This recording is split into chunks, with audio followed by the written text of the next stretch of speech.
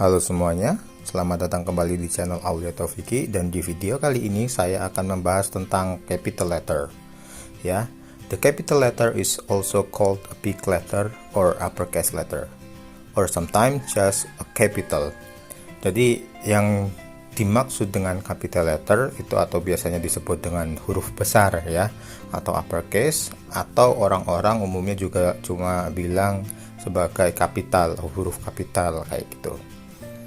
Nah, di sini ada 26 ya ininya.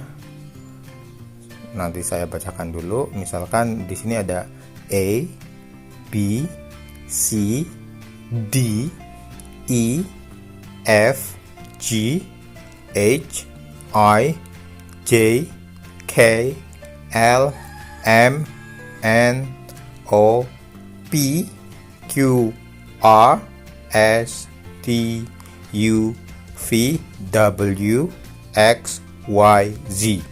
Ada yang bilang Z, ada juga yang bilang Z. Gak masalah, masih sama aja meaningnya. Oke, terus when do you use a capital letter? Kapan sih kita menggunakan capital letter? Yang pertama, use a capital letter for the first letter in a sentence. Contohnya, the dog is barking. Come here. Ya, jadi penggunaan kapital itu ketika kita menulis sebuah kalimat, kata pertamanya atau huruf pertamanya harus menggunakan kapital atau huruf besar. Misalkan di situ the, T-nya besar, come, C-nya besar, gitu ya. Setiap kita menulis sentence, kata pertama, huruf pertamanya harus menggunakan capital letter. Oke, bisa dipahami ya sampai sini. Yang kedua adalah always use a capital letter for the word I. I dimanapun berada harus kapital, harus huruf besar. Ya, contoh di situ I am 8 years old. Ya, saya berusia 8 tahun. Tom and I are good friends. Tomnya besar ya, huruf pertama kalimat di kata pertama dalam sebuah kalimat, dan I meskipun berada di tengah-tengah tapi wajib hukumnya kita menggunakan huruf besar atau kapital ya. Oke, terus yang ketiga use a capital letter for the names of people.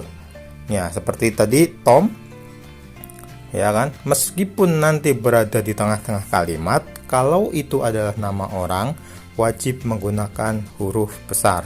Contoh, Alice, Tom, James, Kim, Snow White, ya kan, itu nama-nama orang. Jadi kalau misalkan letaknya di tengah-tengah kalimat, di akhir kalimat, itu tetap nanti hurufnya kapital atau pakai hurufnya besar, gitu ya. Dan selanjutnya use a capital letter for the names of places. Jadi untuk nama-nama tempat juga sama.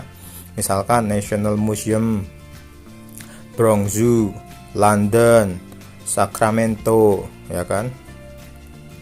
Semuanya menggunakan kapital, ya kan, walaupun berada di tengah atau akhir sebuah kalimat.